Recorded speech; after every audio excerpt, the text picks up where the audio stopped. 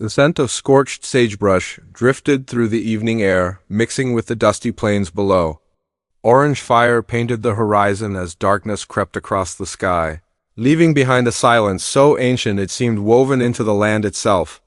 From the eastern reaches, a solitary cowboy emerged, his weathered features testament to countless years, beneath an unforgiving sun desperate to claim some piece of ground he might finally call home. But destiny doesn't warn a man before it drags him straight into the eye of a tempest, beyond the dried-up stream. He discovered her crumpled next to the remains of a shattered wagon, blood seeping from her arm, each breath coming in shallow gasps. As he knelt beside her, she attempted movement, only to have agony grip her like a blade.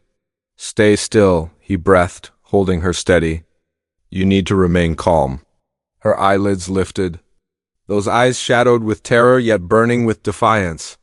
"The pain ... She gasped, her voice breaking against the frigid night. Something inside him went rigid. That anguished cry struck somewhere deeper than logic could reach. It wasn't terror that seized him, it was the sensation of something, long dormant, suddenly clawing its way back to consciousness, ripping fabric from his jacket. He applied pressure to the injury. The arrowhead remained embedded, its crude edges speaking of attackers who offered no compassion. Crimson streams traced down her torso, staining the earth where she lay. His movements were precise and measured. Though his breathing grew labored, the wilderness around them fell silent, as if observing. The breeze itself seemed suspended. When his touch grazed her flesh, she drew a sharp intake of air that pierced straight through him. "Steady now," he repeated, his tone dropping lower. "I understand. I know." His words came gentler, as though speaking to his own buried wounds as much as hers. Studying her features, dirt clinging to her eyelashes, moonbeams catching the moisture gathering at the edges of her vision, he noted her youth. Perhaps 20 summers, possibly fewer. Yet beneath the suffering lay an unmistakable resilience. Etched deep within, gripping the protruding shaft, he spoke barely above a murmur. "This'll be finished quickly." Her body went taut, breathing rapid and shallow. Then, with a single decisive motion, he extracted it. A single cry escaped her lips before consciousness fled. He caught her collapsing form, securing the wrapping tightly while muttering fragmented sounds, not quite language, more like broken prayers scattered by the wind. Out there, time moved differently. Seconds stretched into eternity. Once the flow of blood diminished, he bundled her in his outer garment. Above them, countless stars emerged, dicey pinpoints against the infinite darkness, watching like unblinking sentinels over the desolate expanse. Cradling her carefully, he moved toward his mount. "You're protected now," he assured her. Though doubt colored his conviction, the surrounding darkness felt unnaturally hushed, unnaturally motionless, as if unseen forces lurked just beyond sight. Observing from the void, fresh gusts began stirring, carrying strange murmurs through the tall grass. Something about those sounds compelled him to cast his gaze backward toward the shadowed distance. For the first time since twilight descended, doubt crept in. Had he truly stumbled upon an injured traveler? Or had the wilderness itself delivered the opening chapter of his damnation? Through the darkness, he guided his horse at a measured pace, the mysterious woman draped weakly against him. Periodically she shifted, breathing indistinct phrases and sounds he couldn't decipher, certainly not English, nor any tongue familiar to his ears. Her utterances carried an almost lyrical quality, yet threaded through them ran something unsettling, a vibration that resonated like far-off storm clouds rolling across the plains. He arrived at his modest dwelling before sunrise, a humble structure of timber and metal standing at civilization's edge. Laying her down with care, he struck a match to the oil lamp and finally examined her properly. Strange symbols marked her skin, faint as faded tattoos beneath the surface. They seemed to pulse with their own light when the flame wavered. Unease settled over him. His years had shown him plenty droughts that cracked the earth, floods that swept away everything, even the spectral tales drunk men shared in darkened saloons. But this transcended those experiences. This carried weight. This was tangible. Her consciousness returned, eyes locking onto his. "Where am I?"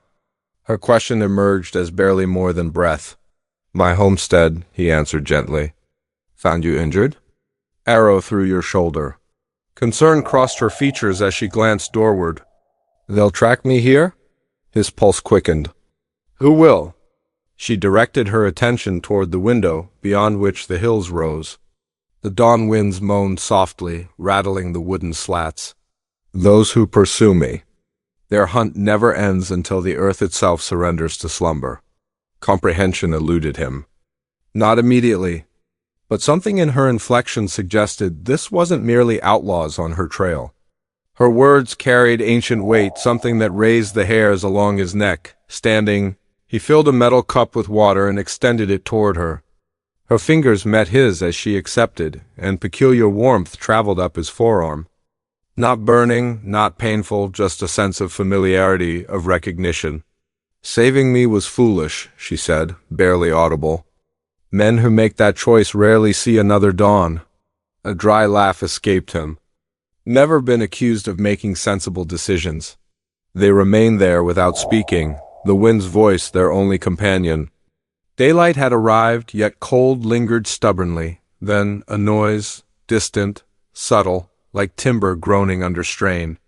From the stable, his horses whinnied nervously. Snatching his rifle, he stepped onto the front deck. Before him, the grasslands rolled away endlessly barren, hushed.